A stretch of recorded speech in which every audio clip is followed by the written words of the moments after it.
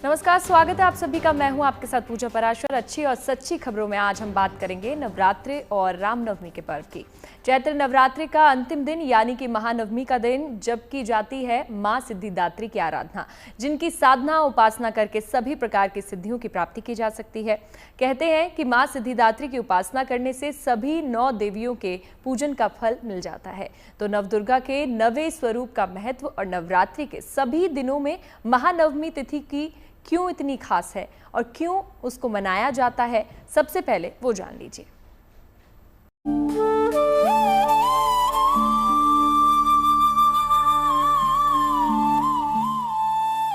मां सिद्धिदात्री के आशीर्वाद से मिलेंगी सिद्धियां।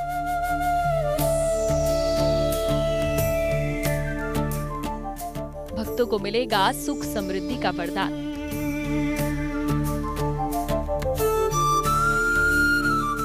नवरात्र का 9वां दिन यानी मां दुर्गा के सिद्धिदात्री स्वरूप की उपासना का पर्व। मां सिद्धिदात्री सभी 9 देवियों का संयुक्त स्वरूप है, इसलिए केवल उनकी उपासना करने से सभी 9 देवियों के पूजन का फल मिल जाता है। नवदुर्गा का 9वां और अंतिम स्वरूप है मां सिद्धिदात्री। ये समस्त वरदानों और सिद्धियों को देने वाली देवी है। यह कमल के पुष्प पर विराजमान है और इनके हाथों में शंख, चक्र, गदा और पद्म है। कमल के पुष्प पर बैठी हुई देवी का ध्यान करना चाहिए। मां सिद्धिदात्री को सुगंधित पुष्प उनको अर्पित करने चाहिए। देवी को शहद अर्पित करना चाहिए। ओम सिद्धिदात्री दैवै नमः का जाप करना चाहिए। यक्ष, गंधर्व, किन्नर, नाग, देवी देवता और मनुष्य सभी इनकी कृपा से सिद्धियों को प्राप्त करते हैं। नवमी के दिन मां सिद्धिदात्री की उपासना करने से नवरात्रि के 9 दिनों की उपासना का फल मिलता है। देखिए, जितनी भी तिथियां हैं, हर तिथियों के स्वामी देवी या देवता माने जाते हैं और उस तिथि पर उनकी पूजा का विशेष प्रभाव होता है।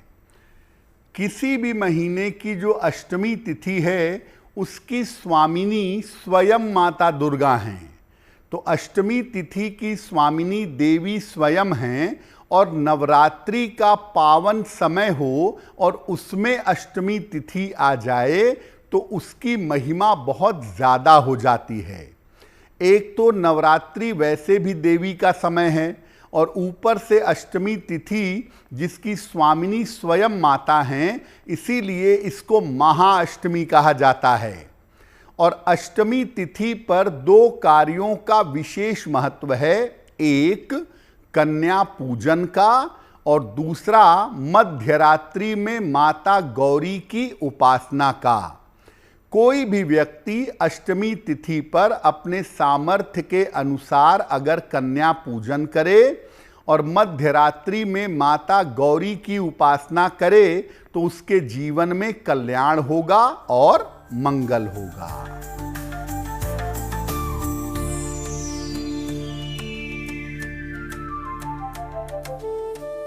देवी का ये सबसे सिद्ध अवतार माना जाता है।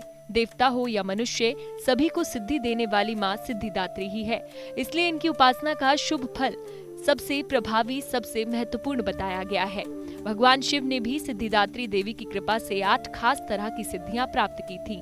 इन्हीं की वजह से शिव जी का आधा शरीर देवी का हुआ था। ऐसे में मां की उपासना कर अमूल्य फल की प्राप्ति की जा सकती है। मां की उपासना के लिए आप नवरात्रि के 9वें दिन मां सिद्धिदात्री को 9 तरह के प्रसाद का भोग लगाएं। भोग में हलवा, पूरी और चना चढ़ाने का विशेष महत्व है। मां को 9 प्रकार के फल फूल अर्पित करें। मां को गंगाजल और पूजन सामग्री चढ़ाएं। पूजा संपन्न होने के बाद परिवार के साथ हवन करें। दुर्गा चालीसा और दुर्गा सप्तशती के श्लोक के साथ आहुति दें। नवरात्रि की जो नवमी तिथि है वो नवरात्रि की अंतिम तिथि होती है और इस पर पूजा की जाती है माता सिद्धिदात्री की। नवमी तिथि की जो देवी हैं माता सिद्धिदात्री, इनके अंदर बाकी की 8 देवियों का स्वरूप समाहित रहता है। इसीलिए अगर कोई व्यक्ति नवमी तिथि पर माता सिद्धिदात्री की पूजा करता है तो उसे नवरात्रि की समस्त देवियों की पूजा का फल मिलता है। लेकिन हमेशा इस बात को याद रखिए कि नवरात्रि की पूजा रात में फलदायी होती है, इसीलिए महानवमी की पूजा भी नवमी तिथि पर रात में की जाती है। चैत्र शुक्ल नवमी तिथि पर भगवान राम का जन्म भी हुआ था, इसीलिए इसको राम नवमी भी कहते हैं। लेकिन भगवान राम का जो प्राकट्य हुआ था वो मध्य दोपहर में अभिजित मुहूर्त में हुआ था, इसीलिए भगवान राम की पूजा जब नवमी पर करते हैं तो वो प्रातः काल या संध्या काल नहीं करते, बल्कि भगवान राम की पूजा दोपहर के समय में, अपराह्न के समय में करते हैं। नवमी तिथि पर भगवान राम और देवी की पूजा करने के अलावा नवरात्रि का संपूर्ण फल प्राप्त करने के लिए हवन भी किया जाता है और इस हवन के परिणाम मंगलकारी होते हैं। इससे जीवन की जो अशुभता है, जीवन की जो समस्याएं हैं, वो नष्ट हो जाती हैं। मां सिद्धिदात्री कमल पुष्प पर आसीन है। इनकी 4 भुजाएं हैं। दाहिनी भुजाओं में गदा और चक्र है, बाई भुजाओं में कमल और शंख है। शास्त्रों के अनुसार महादेव ने भी माता सिद्धिदात्री की कठोर तपस्या कर इनसे सभी 8 सिद्धियां प्राप्त की थीं। मां सिद्धिदात्री की कृपा से ही महादेव का आधा शरीर देवी का हो गया और वो अर्धनारीश्वर कहलाए। नवरात्र के 9वें दिन श्रद्धालु हवन पूजन के साथ कन्या पूजन भी करते हैं। मां को चढ़ाए गए प्रसाद को कन्याओं और ब्राह्मणों में बांटना बेहद शुभ माना गया है। ऐसा करने वाले साधकों से मां प्रसन्न होती है और भक्तों की बुद्धि और विवेक का विकास होता है। मां सिद्धिदात्री की उपासना से श्रद्धालुओं के जीवन से रोग, शोक, भय और दोष दूर हो जाते हैं और ऐसे भक्तों की सभी मनोकामनाएं मां के आशीर्वाद से अवश्य पूर्ण होती हैं। Bureau report, good news today. और अब बात कर लेते हैं रामनवमी की। कुछ घंटों के बाद भगवान राम के जन्म का उत्सव शुरू होने वाला है। अयोध्या के राम मंदिर में प्रभु श्री राम के विराजमान के बाद से ये दूसरी रामनवमी है। श्री राम जन्मभूमि तीर्थ क्षेत्र ट्रस्ट की तरफ से रामलला के जन्मोत्सव को दिव्य और भव्य तैयारियों के साथ पूरी की जा चुकी है। दरअसल राम मंदिर के साथ साथ अयोध्या में तमाम मंदिरों को फूलों से सजाया गया है। हर ओर रोशनी बिखरी हुई है। बड़ी संख्या में श्रद्धालु अयोध्या पहुंच रहे हैं। रामनवमी से पहले प्रभु श्री राम की नगरी की भव्यता अलग ही लग रही है। देखिए।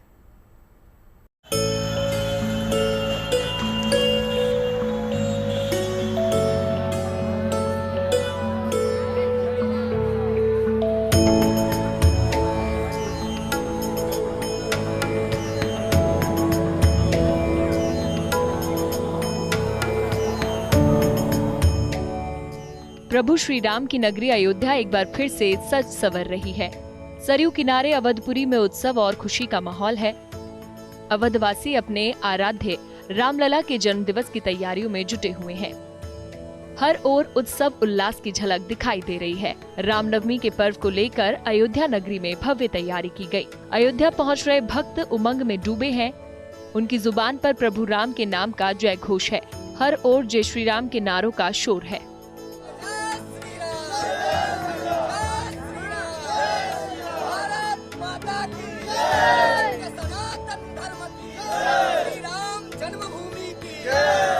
भव्य राम जन्मोत्सव के लिए राम मंदिर ही नहीं, अयोध्या का कोना कोना जगमगा रहा है। तरह तरह के फूलों से सजावट दिखाई दे रही है। हर ओर रंग बिरंगी लाइटों की रोशनी बिखरी है, जिसने राम मंदिर के शिखर से लेकर एंट्री गेट तक की खूबसूरती में 4 चांद लगा दिया है, जिसे देखकर हर कोई मंत्रमुग्ध है। रामनवमी पर अयोध्या की इस खूबसूरत झलक को देखकर हर कोई मंत्रमुग्ध है। रामनवमी पर अयोध्या में लाखों श्रद्धालु के पहुंचने का अनुमान है, जिनकी संख्या 20 लाख से ज्यादा हो सकती है। लिहाजा श्रद्धालुओं की सुविधा के लिए प्रशासन के इंतजाम पुख्ता है। रामनवमी पर श्रद्धालुओं पर ड्रोन से सरयू नदी के जल का छिड़काव होगा। रामलला और हनुमानगढ़ी के दर्शन मार्ग पर छाया और पैर के जलन से बचने के लिए मैट बिछाए गए हैं। श्रद्धालुओं को किसी तरह की दिक्कत न हो, इसके लिए पर्याप्त इंतजाम किए गए हैं। श्रद्धालुओं के लिए पूरी व्यवस्था रहेगी और भारी संख्या में जो श्रद्धालु पहुँचेंगे वो बहुत सुगम तरीके से दर्शन करें श्री राम लला के। और सरयू नदी में स्नान से लेकर सारी व्यवस्थाएं जो है वहाँ पे उनके लिए रहेगी। पूरी तरह से लोगों के लिए शेड की व्यवस्था राम जन्मभूमि पथ पर, और साथ साथ हमारे हनुमानगढ़ी का जो रूट है गंगा हाट से लेकर हनुमानगढ़ी, ये इस पे श्रद्धालु को किसी तरह की कोई दिक्कत ना हो, पीने के पानी की व्यवस्था, और जब वो चले पैदल तो वहाँ पे लाइटिंग जो है उसकी व्यवस्था रहेगी। और शामियाना जो है और टेंट जो है वो उन लोगों के लिए लगाया गया है, ताकि जिस तरह से गर्मी पड़ रही है उससे वो बहुत राहत महसूस कर सकें और बहुत अच्छे मन से और बहुत अच्छी भावना से जो है वो भगवान के दर्शन करें और राम जन्मोत्सव को बहुत भव्य तरीके से मनाएं। जो श्रद्धालु रामनवमी के लिए अयोध्या पहुंचे हैं वो राम जन्मोत्सव के इस भव्य आयोजन को देखकर अभिभूत हैं। देश के कोने कोने से श्रद्धालु अयोध्या आ रहे हैं। हर भक्त के मन में जबरदस्त उत्साह है। हर कोई प्रभु राम की भक्ति के रस में डूबा हुआ है। जाहिर है भक्तों की भीड़ अपार है तो सुरक्षा भी कड़ी और चाक चौबंद है।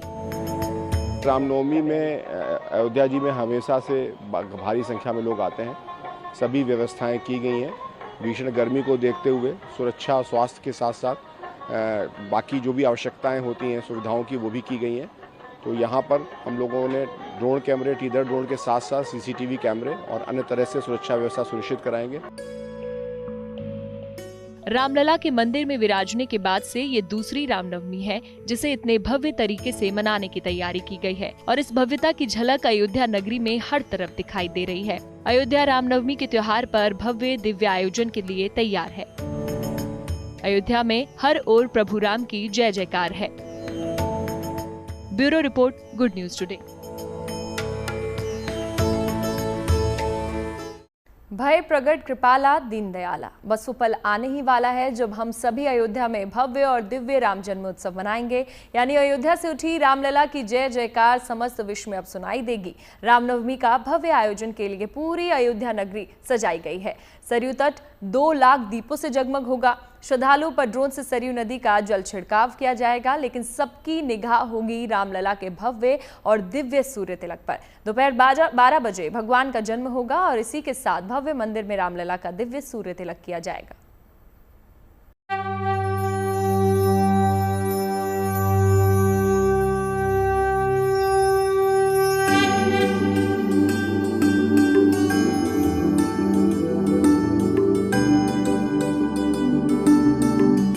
यूं तो अयोध्या नगरी के कण कण में भगवान श्री राम का वास है, लेकिन रामनवमी से पहले अवधपुरी की रंग अद्भुत और अलौकिक है।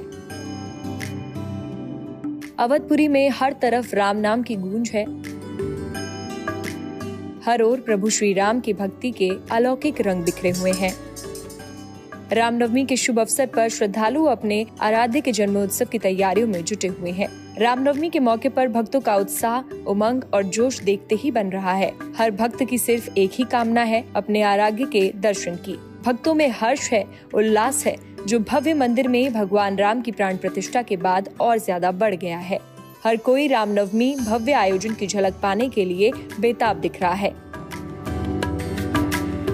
रामनवमी पर क्या क्या खास होने वाला है वो हम समझते हैं। दशरथ महल के आचार्य विट्ठल पांडे जी हमारे साथ इस वक्त मौजूद हैं। वैदिक सेवा के लिए आप राम मंदिर जाते रहते हैं, किस तरह की खास तैयारी आप देख रहे हैं रामनवमी के मौके? राम जय श्री राम। हरि ओम ओम श्रीष्ठते लक्ष्मी पत्न्या अहोरात्रे पार्श्वे नक्षत्राणि रूपम अश्नो व्याप्तम एकण निकाणा मुम्मयी काणा सर्वलोकम मयी काणा। भगवान का प्राकट उत्सव जहि दिन राम जन्म सूत्र गावहि तीरथ तहाँ सकल चलियावहि। क्या है कि जैसे आप व्यक्ति विशेष से मिलने जाइए तो अगर आप बिना बताए जाएंगे तो पता नहीं उसके घर में कौन कहाँ गया है, कौन कहाँ नहीं। लेकिन भगवान का दिव्य उत्सव ऐसा होता है कि यहाँ बिना बुलाए देवी देवता सहित समस्त जलचर थलचर नवचर चर अचर जितनी भी चेतनाएं हैं बिना बुलाए ही रामनवमी के दिन सब आ जाते हैं। और यहाँ पर जब सभी देवी देवता तीर्थ इत्यादि सब चले आते हैं तो उसी के फलस्वरूप, उनके पूर्ण के फलस्वरूप भगवान का जो प्राकट उत्सव पूर्व काल से अनादिकाल से मनाया जा रहा है, उसी की भवितव्यता को बढ़ाने के लिए भगवान के विविध प्रकार के भक्त पहुंचते हैं और विगत वर्ष से भगवान का प्राकट उत्सव बहुत भव्य स्वरूप से मनाया जा रहा है। रामनवमी के मौके पर लाखों लड्डुओं का भोग लगेगा। विधि विधान से पूजा पाठ होगी। भगवान श्री राम के मंदिर में भक्तों की भारी भीड़ उमड़ेगी, लेकिन सबसे अहम होगा भगवान रामलला का सूर्य तिलक। कल भगवान का सूर्य तिलक होगा और 12 बजे का वक्त है जी 3 मिनट का अपना रहेगा, 90 सेकंड तक तो भगवान का आज हुआ है, कल 3 मिनट तक का रहेगा।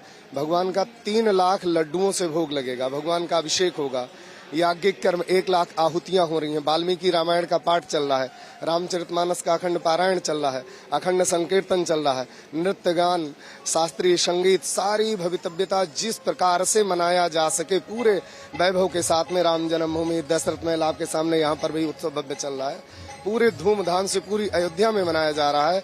और जहाँ से जितनी भी चेतनाएं जैसे भी जो भी जीव आए हुए हैं आप देख रहे हैं, सब इतने सारे लोग आए हैं, सब अपने अपने उत्साह से भगवान के दरबार में आए हुए हैं और भगवान का भव्य प्राकटोत्सव मनाने के। रामनवमी के मौके पर धार्मिक अनुष्ठान सिर्फ राम मंदिर में ही नहीं होंगे, बल्कि हनुमानगढ़ी, कनक भवन और दशरथ महल में भी विशेष पूजा पाठ होगी, जिसके लिए हनुमानगढ़ी, कनक भवन और दशरथ महल को भी बड़ी खूबसूरती के साथ सजाया गया है। रात के वक्त इन भवनों की खूबसूरती देखते ही बन रही है। इन सभी मंदिरों में आने वाले श्रद्धालुओं के लिए खास तैयारियां की गई हैं, ताकि लाखों की संख्या में पहुंच रहे श्रद्धालुओं को किसी तरह की दिक्कत ना हो, चाहे गर्मी से बचाने के इंतजाम हो या फिर दर्शन और प्रसाद वितरण की व्यवस्था हो। अयोध्या में राम नवमी का उत्सव मनाने को है और ऐसे में अयोध्या को पूरी तरीके से सजाया गया है। अगर हम हनुमानगढ़ी की बात करें, चूंकि राम का नाम हो और हनुमान का नाम हो तो ये भी कहीं ना कहीं अयोध्या पूरी नहीं होती। ये जो द्वार है ये हनुमानगढ़ी का है और यहाँ पर जो तैयारियां हैं वो हम आपको दिखाते हैं किस तरीके से रामनवमी की जो तैयारियां की गई हैं। और अब इसको एक शेड लगाया गया है, जो आप ऊपर देख रहे हैं ये कपड़े का शेड है, चूँकि जो श्रद्धालु हैं उनकी संख्या बहुत ज़्यादा संभावना है रामनवमी तक आने की। और ऐसे में इस शेड को धूप से बचने के लिए, चूँकि यहाँ पर जब लंबी सी लाइनें लगेंगी तो लोग इन लाइनों में जब खड़े होंगे तो उनके ऊपर धूप ना लगे, इसको लेकर इस तरीके का शेड लगाया गया है। पूरी अयोध्या तैयार है, प्रशासन की भी तैयारी है। हर किसी को रामनवमी पर भव्य आयोजन का इंतजार है, जब प्रभु राम के जय घोष से पूरा अयोध्या गूंज उठेगा। अयोध्या से आशीष श्रीवास्तव के साथ bureau report, good news today. Navami से पहले देश भर के मंदिरों में अष्टमी पर आस्था का सैलाब उमड़ा है। अष्टमी पर मां महागौरी का आशीर्वाद लेने के लिए दूर दूर से भक्त मंदिर पहुंचे हैं। मां के सिद्धिपीठों पर तो भक्तों की भारी भीड़ देखने को मिली। हम आपको देश के अलग अलग हिस्सों में मौजूद मां के मंदिरों की तस्वीरें दिखा रहे हैं। मैहर में मां शारदा के मंदिर में सुबह से ही भक्त दर्शन के लिए पहुंचे। वहीं मिर्जापुर में मां विंध्यवासिनी और उज्जैन में हरसिद्धि मां के मंदिर में भी भक्तों का तांता लगा। वहीं नैनीताल में मां नैना देवी का मंदिर भी भक्तों से गुलजार रहा। साथ ही वाराणसी और हरिद्वार में भी मां के दरबार में भक्तों की भारी भीड़ देखने को मिली।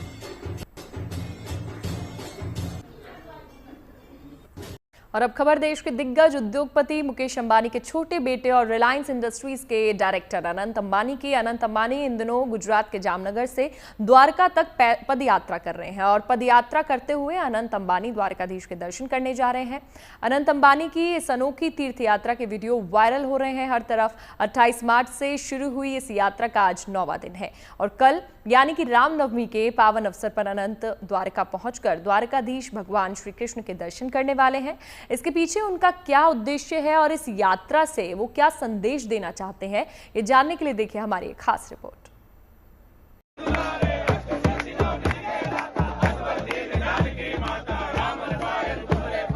ढोल, नगाड़े, झांझ, मंजीरे के साथ हनुमान चालीसा का पाठ, हाथी घोड़ा पालकी, जय कन्हैया लाल की जयकार।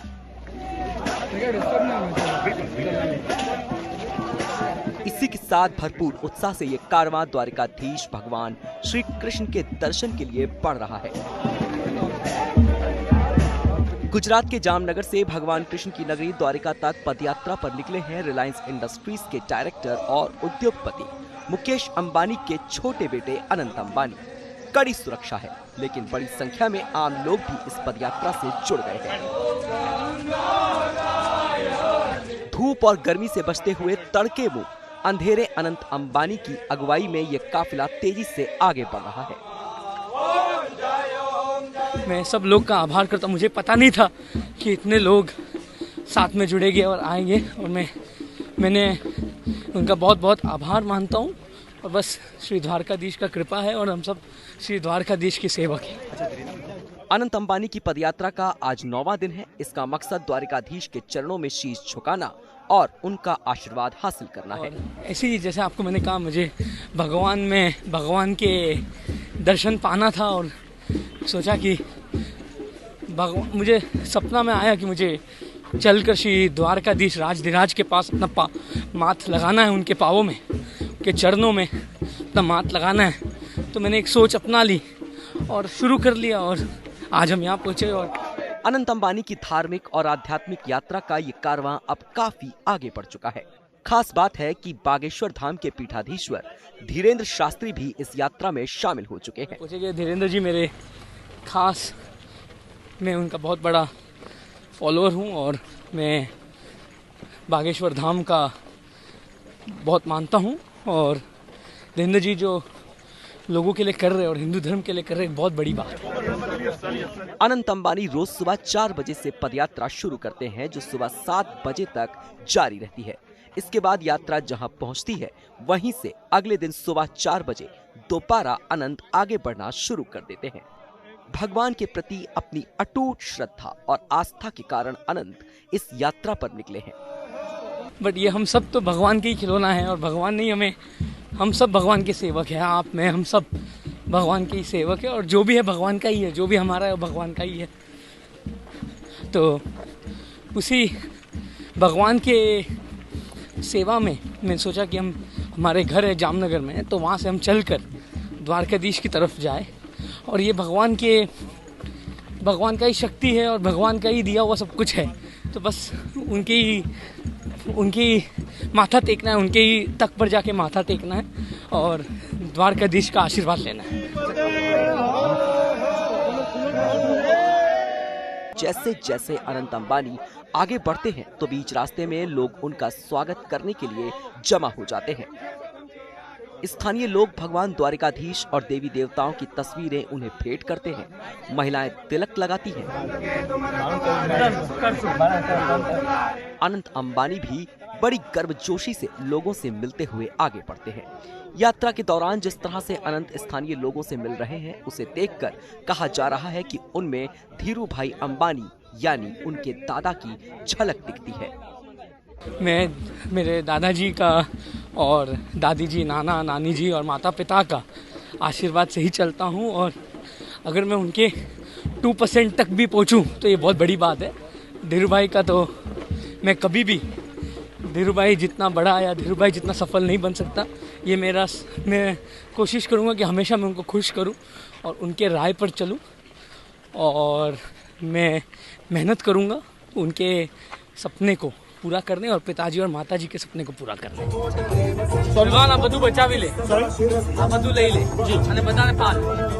इस तीर्थ यात्रा में अनंत जीव दया और पशु पक्षियों के प्रति अपने प्रेम का भी इजहार कर रहे हैं।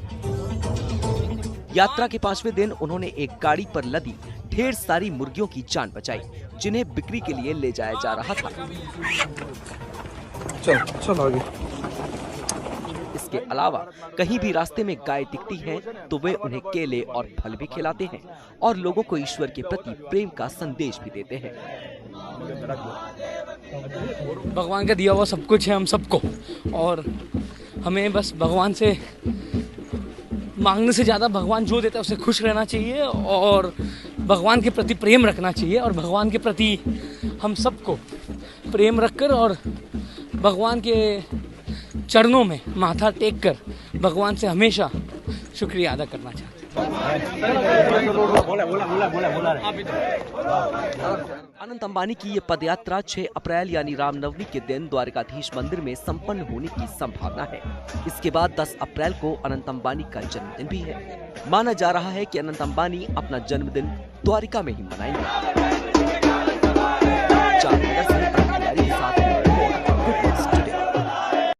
सच्ची और अच्छी खबरों में आज के लिए बस इतना ही। आप और खबरों के लिए देखते रहिए गुड न्यूज टुडे।